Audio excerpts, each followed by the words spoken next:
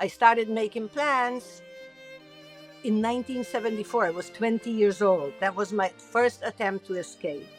And I found out that there was a Red Cross in Switzerland. And if I go there and I tell them I'm Jewish, what did I know? Everything was, everybody was afraid to talk. Nobody would tell you because we were prosecuted. I couldn't go to synagogue, nothing. So we were closely watched. But I was too excited, 20-year-old, and I started talking perhaps a little too much. And when I was sitting on a train attempting my escape, they stopped me at the border. Welcome to Ordinary People with Extraordinary Stories. I'm Chana Weisberg, host of this podcast. Joining me today, we have an incredible guest. Her name is Silvia Fishbaum. She is the author of Dirty Jewess, and she speaks there about her escape as a young woman from communist Czechoslovakia in order to find religious and political freedom in America. She is going to tell us about her story and her journey. And it is really an incredible one. So I'm very excited to hear. Thank you so much for joining us, Silvia. Thank you. My pleasure. My pleasure, truly. Yeah. Okay. So first of all, tell us about life in communist Czechoslovakia when you were growing up. What was it like? Well, I'm going to start from when I was born in this little village, which is near Ukrainian border called Porubka. And was 1954, right? And it was we were the only Jewish family that stayed behind after the Second World War, and all the Jews that returned from Auschwitz, whatever, they all find their way to America, Israel, Canada, whatever, Western Europe. Why did you stay? My father didn't want to leave his vineyard. My mother begged him. He was a roofer, and he had a big vineyard, and he didn't want to leave. So we stayed.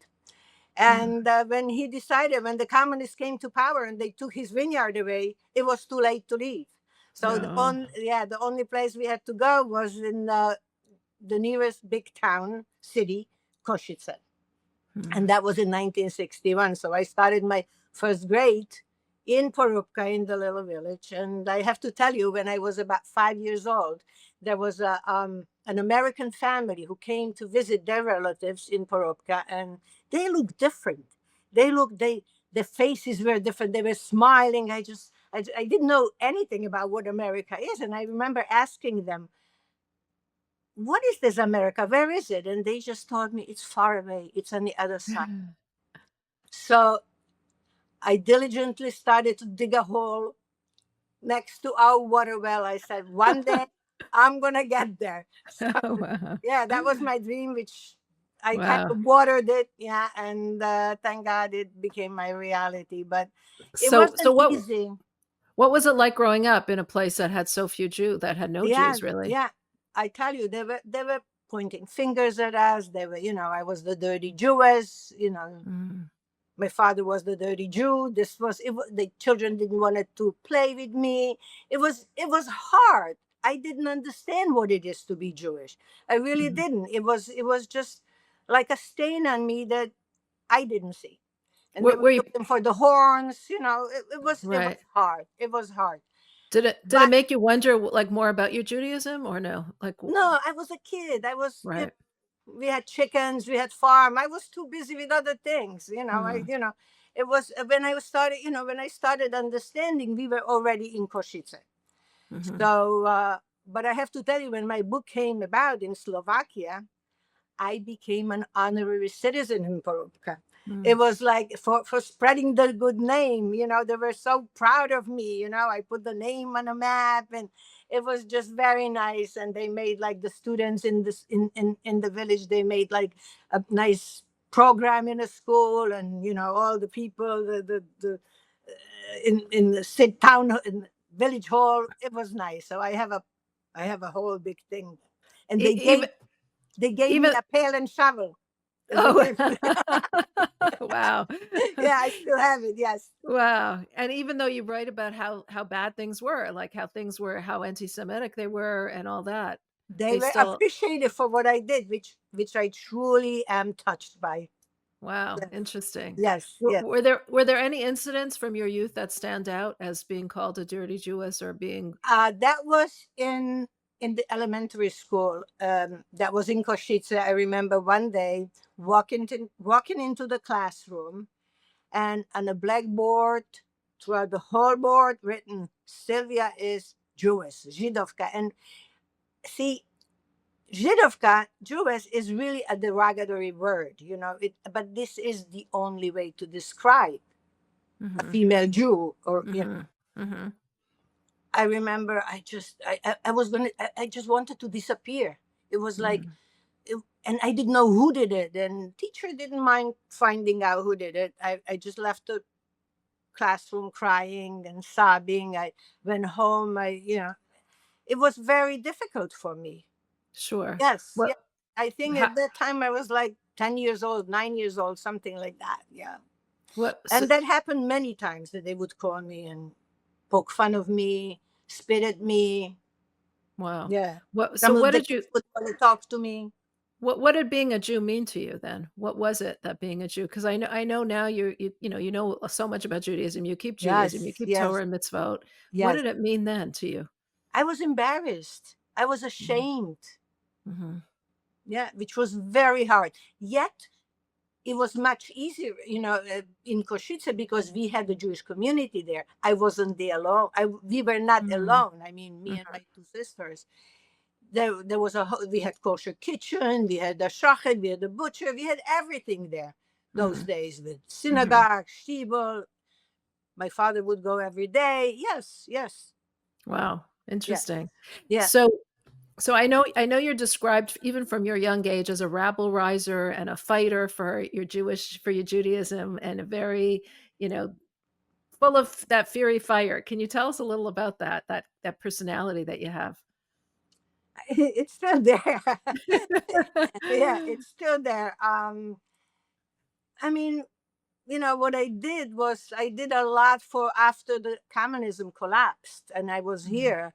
I became a part of the uh, Ronald Lauder Foundation, doing sponsoring things, and we created the Slovakian Jewish Outreach together with the World Jewish Congress. It was like I was very involved. To me, it was like involved. so special, that Right, I was able to do it. Yes. right. Okay, so tell us how this came about. You always had this dream of escaping from communist Yeah, Czechoslovakia. yeah. So in 1968 and 69, when the Warsaw Pact invaded Czechoslovakia, it became very difficult that time was everybody was able to leave. Whoever wanted, they had relatives in western part of the world. A lot of young people left families. They would just pack up and leave. Mm, Um, my father was already older. He didn't want to leave, and I was too young to go by myself. So I started making plans in 1974. I was 20 years old. That was my first attempt to escape. mm, And I found out that there was a Red Cross in Switzerland. And if I go there and I tell them I'm Jewish, what did I know? There was everything yeah, was, everybody was afraid to talk. Nobody would tell you because we were prosecuted. I couldn't go to synagogue, nothing. So wow. we were closely watched, or Mm, especially Jewish people. mhm, So I was planning that escape through Switzerland, and my mother, the only sibling that survived, she had two sisters and one brother, and the only sister who survived, when we went to Košice, she went with her husband. They used to live in Czech Republic now. They went to America, to Chicago. So we had relatives in Chicago, my mm, aunt. mhm, So I was hoping that from Switzerland I will be able to go to my aunt. But I was too excited, 20-year-old, and I started talking perhaps a little too much. And when I was sitting on a train, attempting my escape, they stopped me at the border, and they were looking for me on the train, and they came with Who stopped you? The Czechoslovakian police? police. They came with, I Wow. remember, I was sitting there, and there was another three women next to me in the compartment, and they're looking for Comrade Moshkovichova. That was my maiden name. Mm. And so that would be me.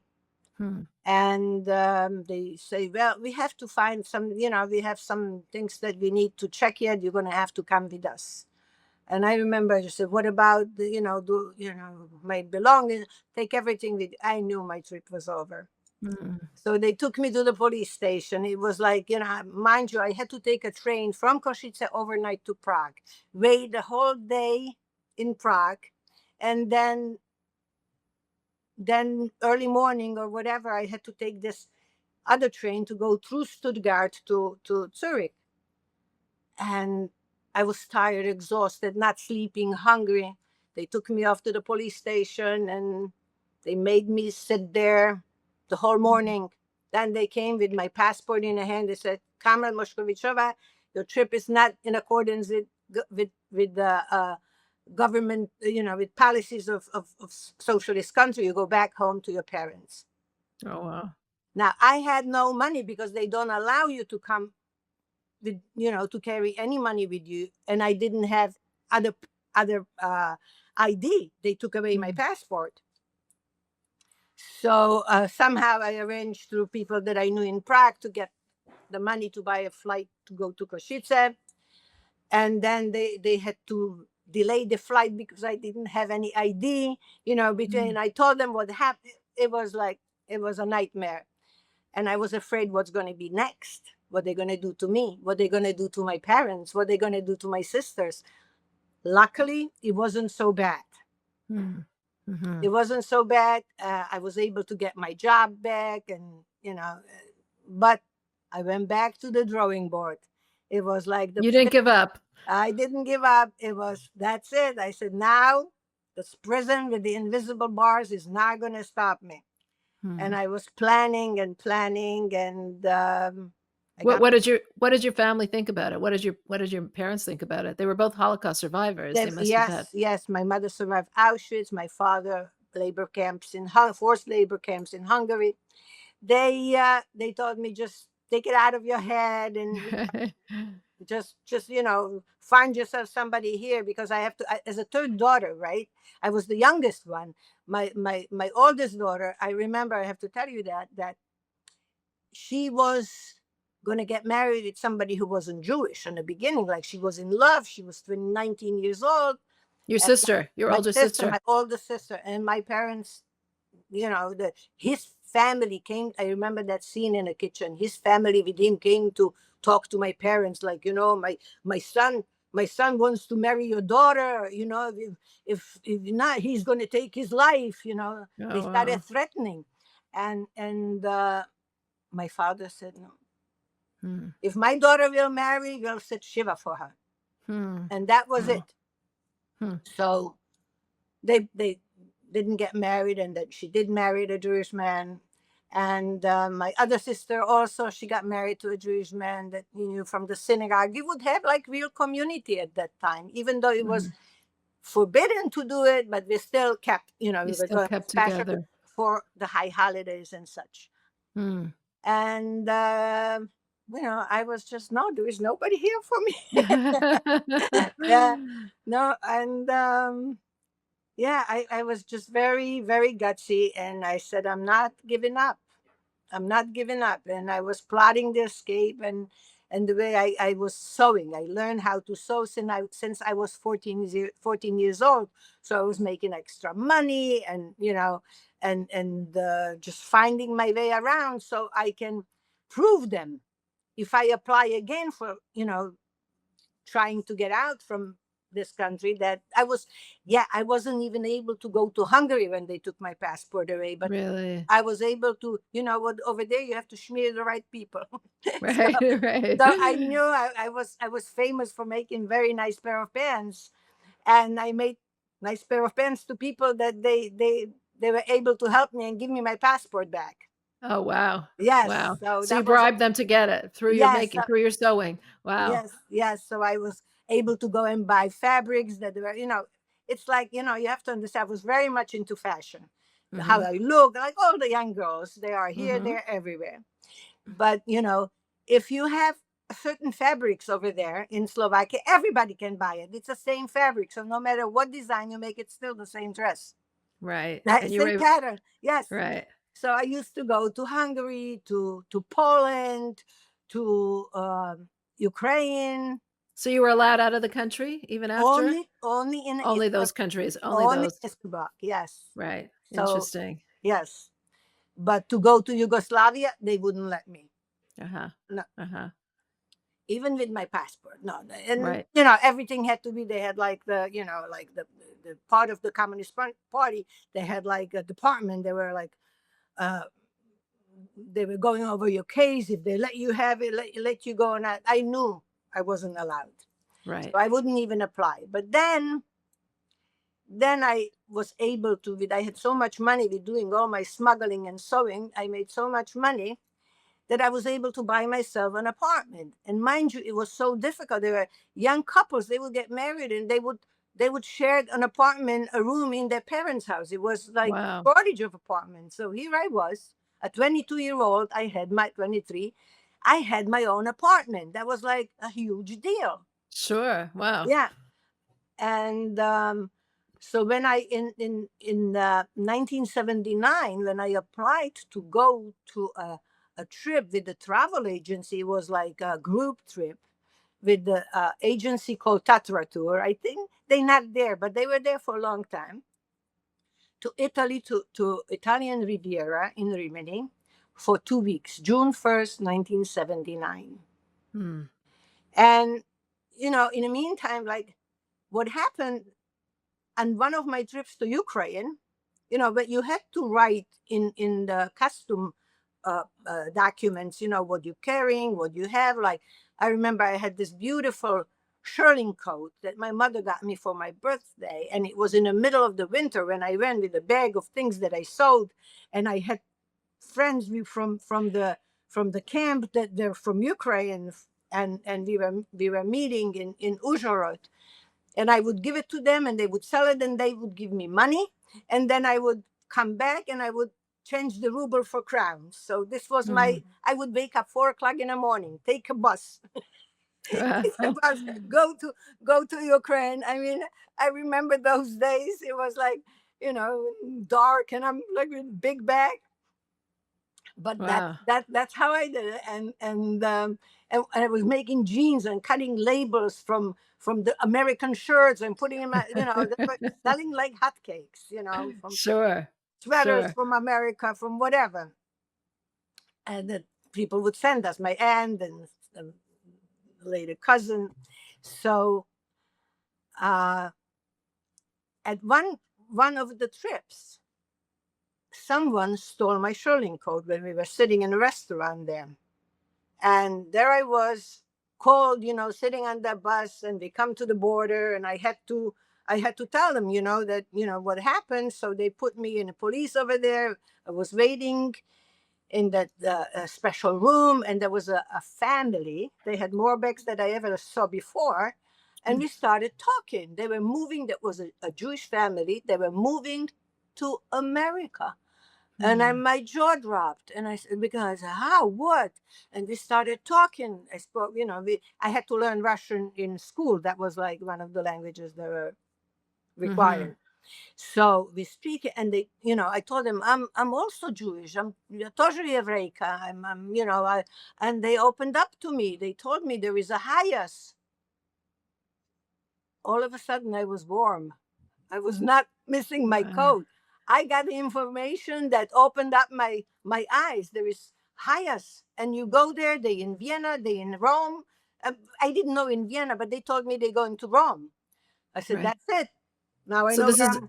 this is what, an agency that helps you escape and go to America? Yes, through highest. Yes. This is how they were going. Yes. But I wouldn't find out if I wouldn't get Sure. Of course. that.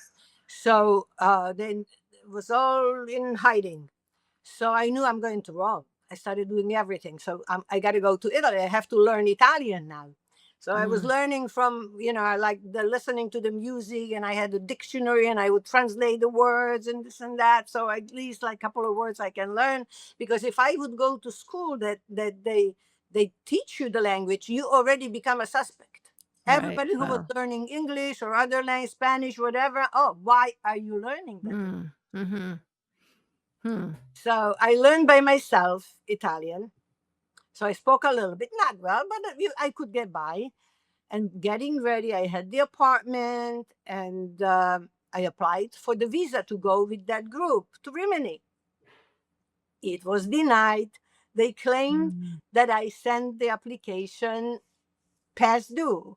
Of course, I had the envelope where I send them when I send it, and it was way ahead of time.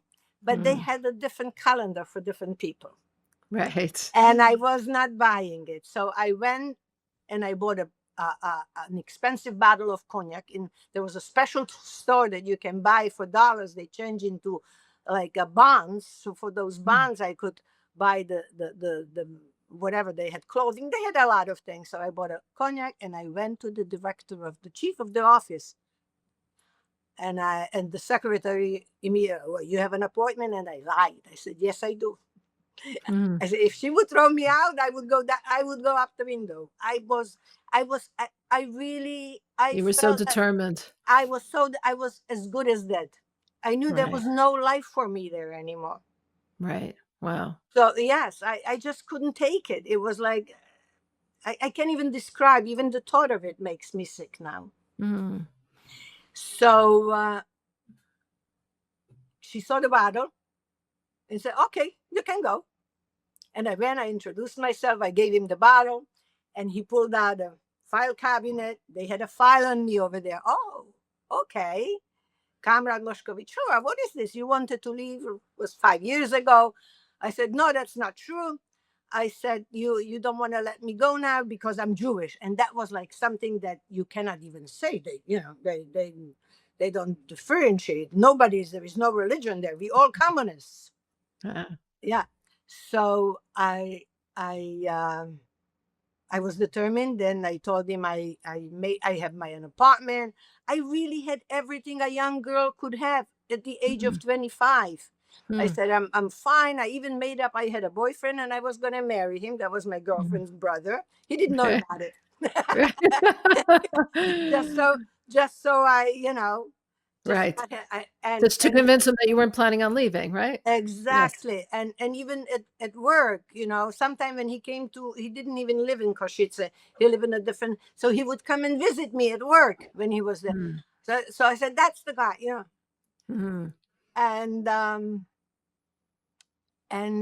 what happened was that he called my boss.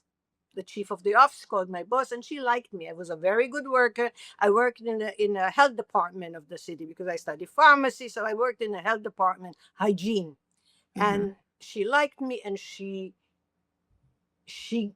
her husband was a big deal there, big communist. She was communist, and she probably told him very nice things about me. And he gave me the visa right there on the spot. Wow. Believe me, when I came back first time, I went to visit her and brought her beautiful gift because I know that was a big deal what she did for me. I never forget her. Very sweet lady. So, and that happened like a week before my trip. So now you could go on the trip, and now you have the visa. I can go on the trip. Yes, I didn't tell anybody, even my parents. I told them I'm going to Balaton, which is in Hungary. I didn't tell no one, even only my middle sister, because she lived not far from me. So I gave her the keys from the apartment. I left you couldn't touch nothing because obviously they were checking on me. Of course. Right. Yes. Wow. So, I left June 1st and we came to Rimini. Let me tell you, when we first crossed the border, going through Austria, I was sitting on the bus, scared stiff at the border. I just saw how they're going to take me out again, like they did it in Cheb in Czech Republic 5 years prior. And no, everything went well. They checked my everything. I started breathing. I was like, first time I saw a billboard with no communist propaganda on it, It was amazing. So we got to the hotel and they put me with I was the youngest in the group. They put me with the two elderly ladies, and if not both of them, one for sure was working for the secret police. So again, I had to play the game, I'm going to get married and and all that. So just to not to attract any attention. And few days after my trip, I knew from a year before, when I was with my girlfriend in Bulgaria. We stopped in Budapest, and we met these two Italian men, and we exchanged the phone numbers. We were talking with them. So I called him already in Italian. I said, maybe he can come and visit me. And I know he liked me. So he said, of course. So he's going to come on Sunday. And I got ready on Sunday. I told him to meet me at the post office, nothing. And that was like, I believe it was June 9th. And I have a little diary where I wrote everything down, what I was doing when. I still have the diary. Wow. Yeah. And he came and he asked me, where would I like to go for lunch? And I told him to Rome. I said, I'm a refugee and you are my partner in crime. And I knew that he would do it for me. I just knew it, because people knew that it was very difficult. They knew how hard we had it. He knew I wanted to escape. Okay. Right. So he took me to his sister's house in Rome. She lived, they had a daughter, Vanessa. And you know what? They took me like, really, like I would be a part of the family, and they helped me. They were afraid to let me go, I could only go on a balcony until the group left. They were there. The group in Rimini was still there for a few days. So they said, no, what if they're looking for you? Right. Such a nice family it was. I said, okay. So then after it was, I think after the 14th of June, they went with me to Hayas. Wow. Yeah. As a matter of fact, I'm going to visit Ambretta to Italy now. We became like a family. They're such nice people. Yes, yes. Incredible. And the daughter Vanessa came, me and my husband, we sent her to Kingsborough College to study English, spend summer with us. Yeah, yeah. Wow. I'm So very you were able grateful. That's unbelievable. So you escaped, you got to America. Yes, through Hayas. I got to America and went to Chicago, and my girlfriend was in New York. She was going to get married, so I'm going to come to New York for wedding. And I like New York more. So I packed my bags and I came to New York. And he was in a pharmacy in Williamsburg, her husband. And I said, okay, I started working there, but I want to go study fashion. So I went to Mayer School of Fashion Design in a garment center. And the first time I went to the pizza store was on a corner of 37th Street, Jerusalem Pizza, and Broadway. And this man is looking at me, started talking to me. What's your name? Where you come from? I didn't even know he was the owner. We started talking. He wanted to take me out. I didn't want to give him number. Then I went again because the pizza was good. And there was this girl in my class who was Jewish. So so we became friends, and it was very nice. And then I finally, somehow he told me, you know what, that my first day, he told me we started school in September. It was Simchas Torah. He said in Crown Heights, they have a very nice celebration. I gave him my number, and that was my first day to go to Simchas Torah in Crown Heights. Wow. I loved it. And he impressed me because we could go to Lubavitcher Rebbe with no line. They knew him. Yeah. They knew him. Oh, wow. They knew him, yeah. So it was very nice. Yeah. Special treatment, right? Yeah, wow. Special treatment, yeah. So and what was that like in Crown Heights? What was I loved it. It was such a nice experience.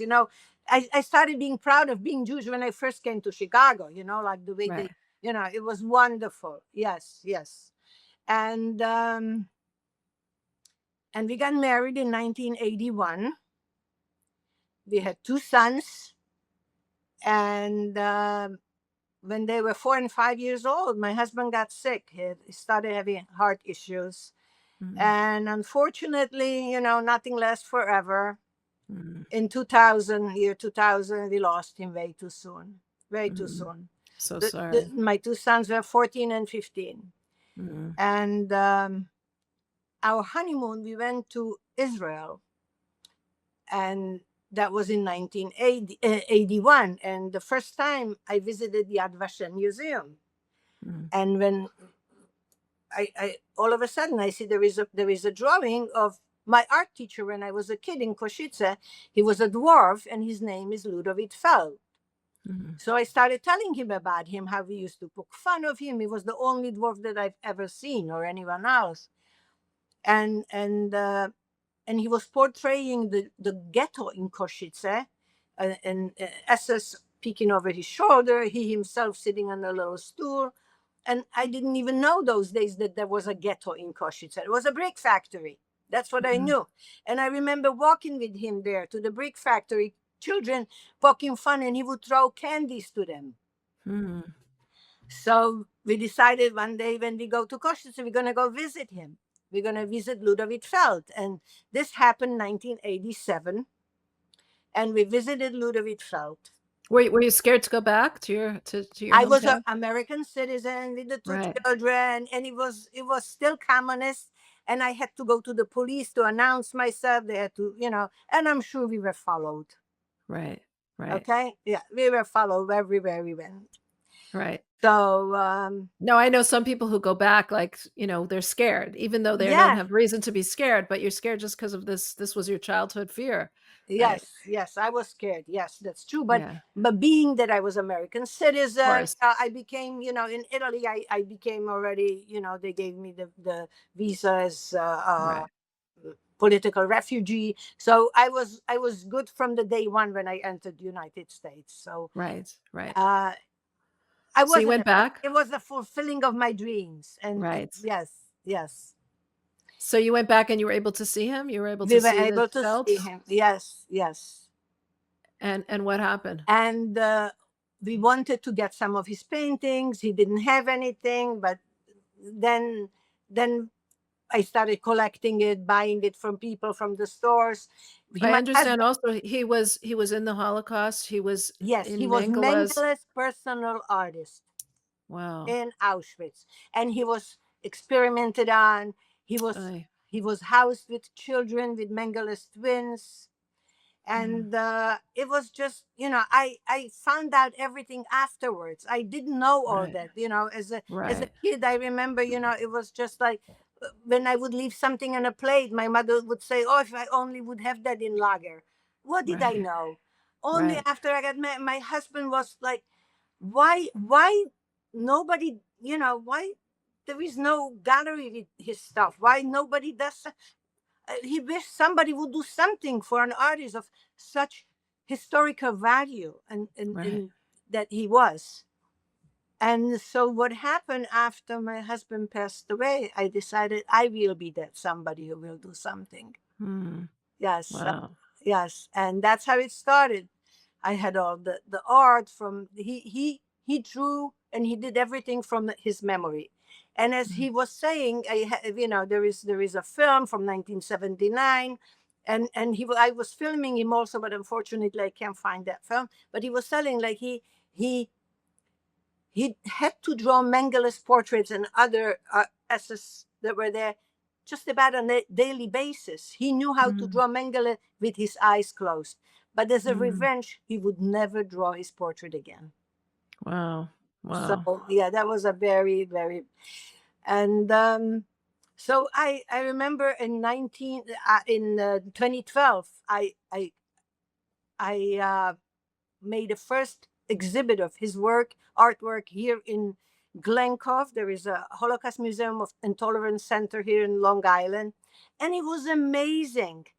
From all the art, all my collection was there, and plus, I just whatever pictures that I had, I framed them, and it was supposed to be there for 3 months. It lasted over 6. And as I was speaking, when I was telling his story, I had about 300 people. It was outside. I got standing ovation and people crying. It was amazing. I was so touched. Can you tell us something from his story? Something from what you would say? Well, first of all, when they were gathering the Jews to go to ghetto, there was his in the office where they were making list of all the Jewish people. One of his students was the one who was typing the names. She omitted him from the list because he was the one of 9 children. So she omitted him from the list. She wanted to save his life.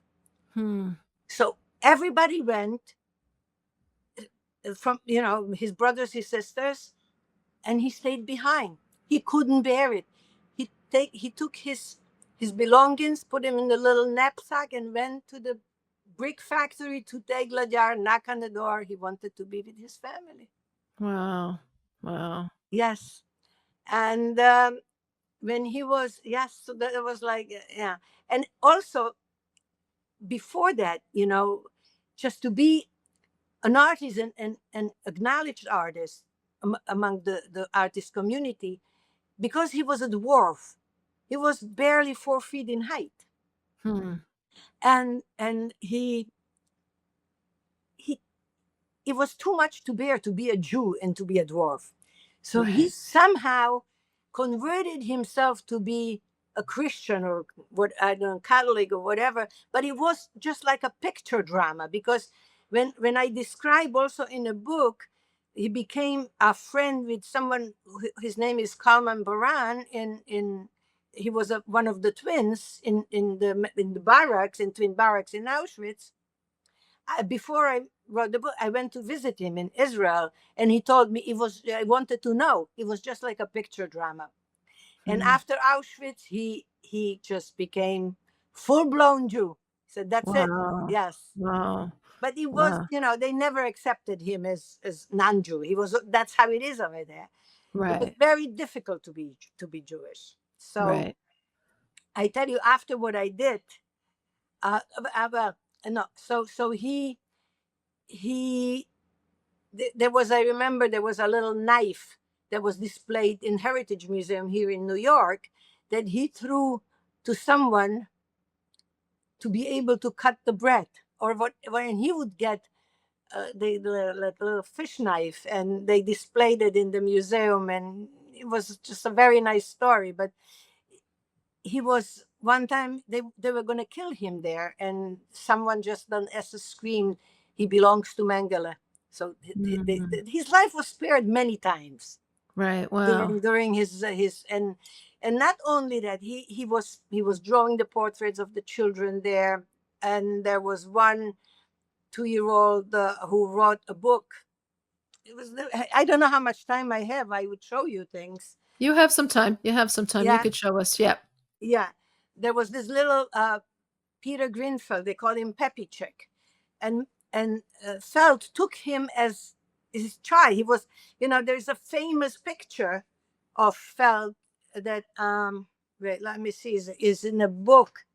Um, I don't know if I can see. I can show you now, but it's on the internet. But Peppy Chick, he didn't know his name. That was written by Yossi Sarit. Hmm. He was a poet, and he was in Israeli parliament. And when he came to visit Feld, it was in 1991. I'm not sure now, but he he he he told him he was already going blind. It was He before was he died. still he was still in Czechoslovakia? Yes, Feld lived only in Yes. Czechoslovakia. Only. He didn't want to leave ever? He never wanted to No, leave? his brother who survived, and his brother lived in London, and one of his sisters in Israel. Mm. Yeah, Wow. yeah. He went after the liberation. He went to Bratislava first, then he went to Košice. But what he did towards the end of the war, when they were going to be liberated, he didn't trust them. So he took about 15 boys, and they were hiding under the lowest bunks for 10 days and 10 nights. Otherwise, Wow. they would not be able to survive the march. So Right. he saved these 15 children. So he These was this was the also a death rescuer. the death march because Yes, he wow, so he evaded it from hide while he was yes. So hiding. he saved them. They stayed behind. They stayed, and they were hiding. And he took Wow. care of them. Yes. Wow. Wow. So there is so much. I mean, I think I'm Right. jumping from one thing to Right. another, but please feel Wow. free to adjust me. Right. Yeah. So Right. yeah, it's just, his story is unbelievable, and and his art, I tell you, to me, art is really a language of the soul, and whoever see his works, you cannot deny the Right. existence of the Holocaust. Right. So yes, so to me it was just like doing everything, and I do it everything in memory of my husband. Wow. Wow. And in 19 in 2015 we were able to open up the gallery. When my book Slovakian version came in 2010. It's called Mm, Židovka. This is mm, this is the book, and I had my co-author. mm. I tell you, this book hit the country by a storm.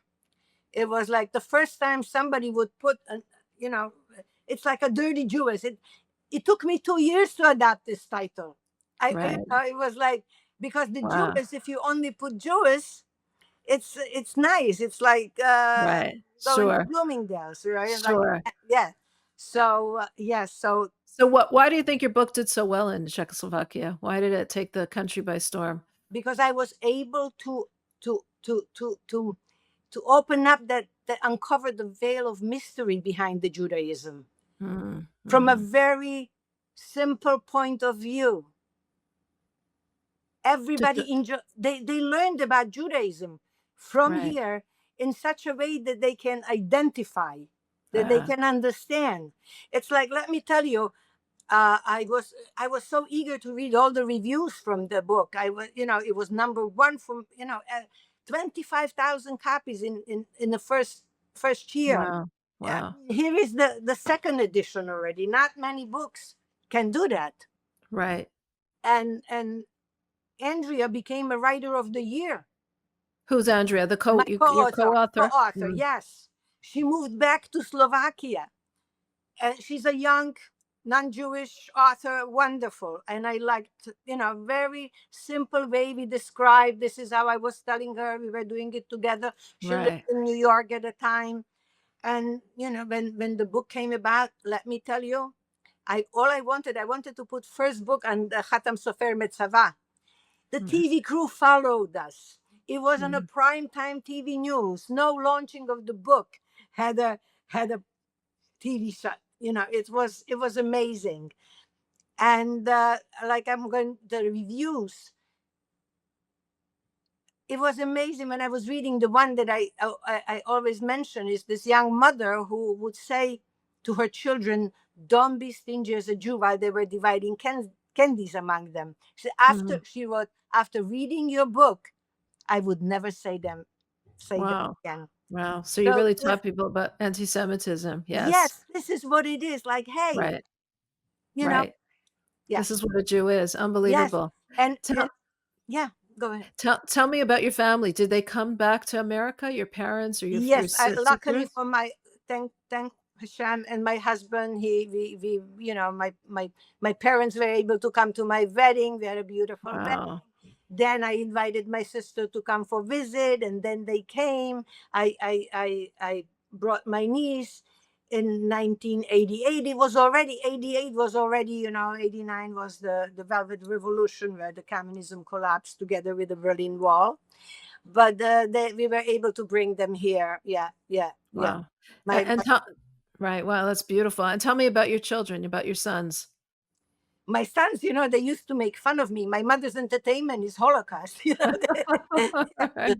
I have Wow. I have two wonderful sons. Yes, they're gonna be 40 and 41. And yesterday was a beautiful day. They came here. They both married with their families. So I have my younger one got married first. So I have granddaughter Aria. My husband's name was Ari. I did change just about all the names in Yeah. in the book. Yes. So Right. so it's Harry, Ari, Aria, and Liel, and my older one, he is he has a daughter, Leia Lenka, which was my husband, my mother, and I have Ari. I have a little Ari who's going to be 11 months.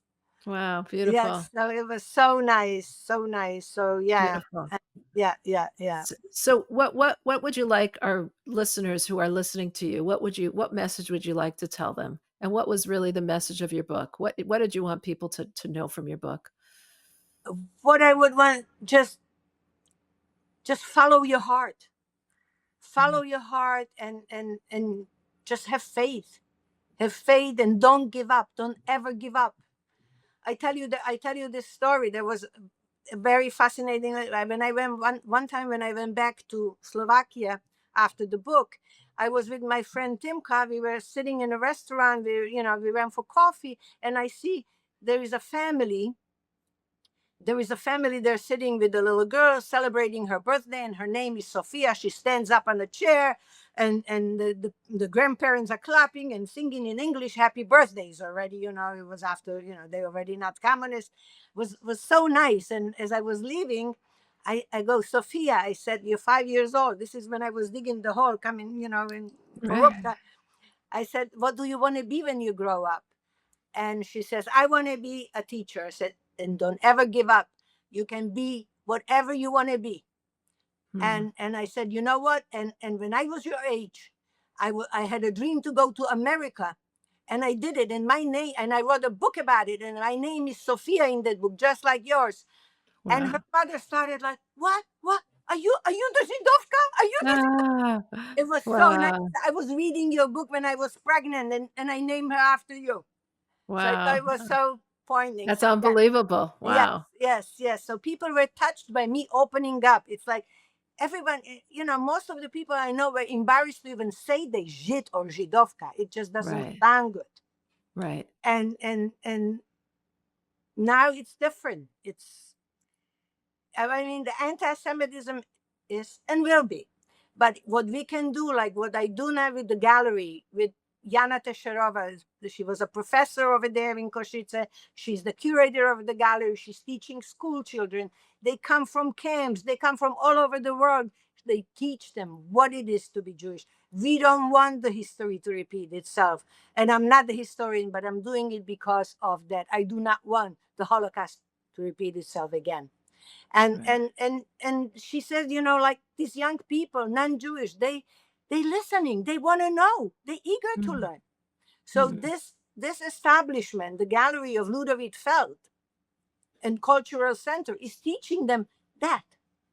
So it's a very important institution. And I dedicated a sculpture of Ludovic Feld, a beautiful marble life-size sculpture in the courtyard of the synagogue right next to the gallery, taking pictures of it. So after his death, he can look, he's on a pedestal. He can look straight into the eyes of his admirers. And it just, it makes me feel so good. And we have a park in the city that's named after him, Feld's Park. Wow. There is a memorial stone there. So he became a symbol of Jews suffering. He didn't have nobody. He had some family, but they were not eager to identify themselves those days as a family. Now, yes. So, especially nowadays with so much anti-Semitism all around, it's such an important message. I personally believe it through the education you can change it. People need to know. Once they know, they understand. It's the ignorance is the problem. Right. Yeah. How have you changed in terms of, when you were a young child, you must have felt so embarrassed to be a Jew. How has that changed over the years? I'm very proud to be a Jew. I remember I have this little Jewish star that I had, that I got when I was 12, I think, for my bat mitzvah, even though I didn't know what it was. And I sewed it into the hem of my pants. Really? To be able to otherwise you can't. Yeah. So I still have it. Wow. Yeah. Wow. And I'm very proud to be a Jew, and I have 2 sons that they are very proud to be Jews, and beautiful. Really beautiful. And you said that a person should never give up and always have the faith. Yes. How has God been part of your life? How has God and his faith in God been a part of helping you forward? I can tell you honestly, I can touch his presence. That's how much I believe. Wow. It's with everything that I do, I just I just connect myself. Wow. Yeah. Unbelievable. Yeah. Unbelievable. Yeah. Silvia Fishbaum, thank you so much for joining us. Thank you for your incredible story. May you continue to educate the world about what it means to be a Jew in a positive way and continue to embody those teachings yourself as someone with you. such faith that actually touches God. Wow. Unbelievable. Thank you very much. Thank you. I thank you for inviting me to speak. Thank you. Thank you for Thank being you. part of this. Thank you very much. Thank you. My pleasure. Wow, that was quite a story. Silvia Fishbaum, the dirty Jewess.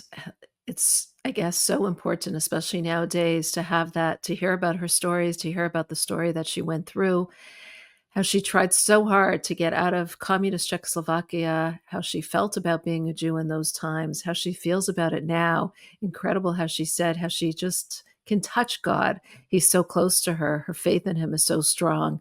How she dedicated her life really to the the artwork of her teacher, who was a Holocaust survivor, the dwarf Feld, and how she really dedicated herself to writing, teaching, telling people, educating people on what life was like. The incredible change and transformation that she had on the people in Czechoslovakia who have read her story and now know what it means to be a Jew through her story, through her personal teachings. It was really so incredible to hear how she had that vision of leaving from a young age, and how she said that's her message, to just keep doing. You have a dream, you have a vision, just keep doing and know that God is at your side. And that, I think, is a message that we can all take to heart. Follow your dream, follow your conviction. It took her one try. She was sent back. Her passport was taken away, but she continued following her dream. And as a result, was able to bring her family over and do so much that she did. What an incredible life story, and what an incredible lesson for all of us. If you enjoy watching these videos, I hope you are subscribed to Chabad.org/extraordinary. If you are following us on YouTube, please subscribe to our channel so that you can make sure that you get notified when a new episode drops. Thank you so much for watching. We'd love to hear your feedback. We love to hear your comments. And thank you so much for being part of this extraordinary community.